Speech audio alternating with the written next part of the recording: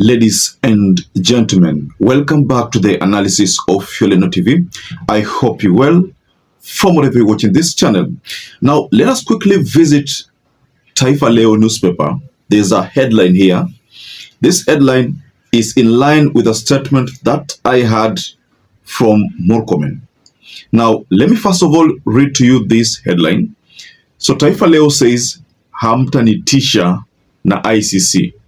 So at the front cover there, Murkomen is seen there, the front cover, and issuing a statement. So this is what Murkomen said on the 1st of August. I'm going to share the video where he was making that statement. Now, the person who shared this message here was an ex-handler by the name Wanjiru. And Wanjiru says, mniachie huyu, he cheated on his wife Wanjiru. A fellow galana nitampeleka ICC mwenyewe. I have collected enough evidence kwa karatasi. So what is happening, ladies and gentlemen, is that Murkomen told the public, or rather the people who have been pushing for the ICC, kwamba yeye hatishiwi na ICC, and this is what he said. Interestingly, all these people who have been speaking about us, they say nothing about the amount of terror that has been meted on the people of Kenya. Our decision is between life and death. It's about existence of a country or failure for a country to exist. And we will not allow our country to become an experimental place for anarchists to want to subvert the constitution, to want to meet terror on the people of Kenya and to get away with it just because some people want to scare us with ICC. Please scare somebody else, not the people who know the law. Now, I'd like us to explore this story further, ladies and gentlemen. But first and foremost, kindly take this opportunity, like this video, subscribe to our channel if you have not subscribed before, and to our existing subscribers, thank you so much for your support. You've noticed that these days, especially, let me just take you through to the United Opposition Alliance, they have been creating a narrative that the government is supposed to be taken to ICC. And in specific, they have been pointing their fingers on William Samoei Ruto, the president. Now, Murkomen has also been issuing some remarks which are not sitting well with the people, and that has forced other people to want to take Murkomen to the ICC.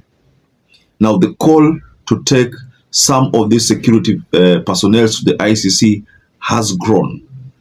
Now, when Rigathi Gachagua was in Boston, he again escalated the talk of ICC. You've seen what Martha Karua has been talking about, ICC.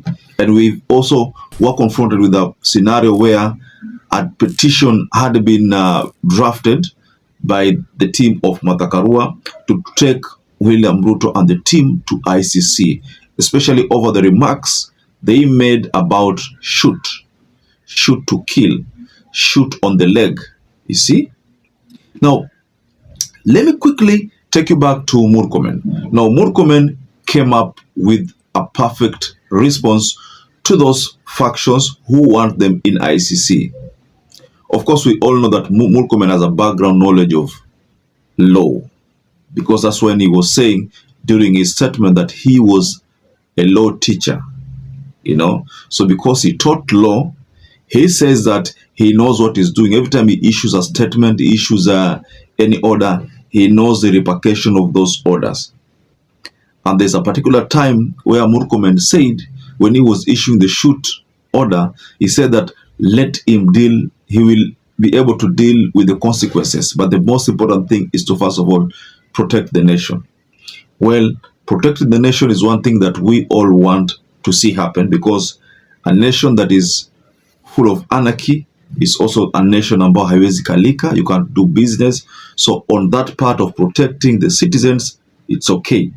But on the part of brutality on the people, especially the ones demonstrating, people being, arrested without, without any possible reason, and you're taken to custody, court, and being mistreated, that is where Kenyans draw the line with Murkomen when it comes to these issues. Now,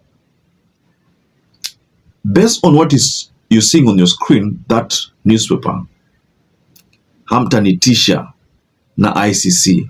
Yani Murkomen ameamua kwamba hamtamweza, hamtamwambia lolote, hamtamtisha na ICC. Okay, let's assume that this is what Murkomen is saying. I see Murkomen, okay, he's someone with a law background in law, mimi sina.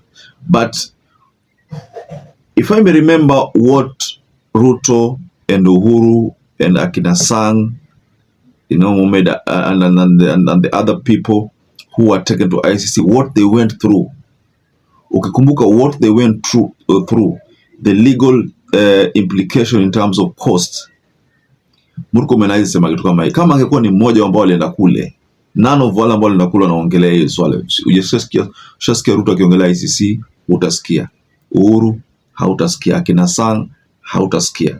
Why? Because ICC sio mahali pa kusema kwamba ningependa nipelekwe. Pale ni mahali ambapo ukishaenda kujitoa ni kazi ngumu. We have seen warlords in Africa, get jailed as a result of a successful prosecution by the prosecutor in ICC. They have been jailed. Nobody want to go to ICC ati kwa sababu amesema nipelekwe. No. Recently, Kigame surfaced. Kigame was a presidential candidate. Ruben Kigame was a presidential candidate in Kenya. And he also claimed that this matter can be escalated to the international community. And I hope that envoys receiving this, that international media, and all that are concerned with what has been happening in Kenya will escalate this so that the whole world knows that Kenya has become a police state that kills its citizens, abducts them, tortures them, and then charges the young people for terrorism. We have seen police arrest innocent Kenyans simply asking for accountability, pull them like they did Albert Ojwang from his home in South Nyanza, bring him more than 300 kilometers to Nairobi, kill him, and then lie that he killed himself. We have witnessed during the demonstrations of 2024 and 2025, which are entrenched in the Constitution, Article 37 and others, young people armed only with bottles of water and placards, peacefully asking for a better country. They are arrested, shot at with live ammunition, and killed, maimed, and then abandoned as if nothing ever happened. But the perpetrators continue. The police and hired goons, as the bosses of security in this country, watch with calm detachment. As a citizen, and on behalf of all well-meaning citizens of Kenya, I say this cannot be allowed to continue, will not be allowed by me and other Kenyans who love justice. We will push it to the highest justice level possible. And like Esther of old, we will go for this, and if we perish, we perish. That it has reached a time whereby he must take these people to ICC. So I think the reaction by Murkomen came as a result of that move by Ruben Kigame, that he wants to take the government to ICC. So that could have been the reason why Murkomen had to react to this.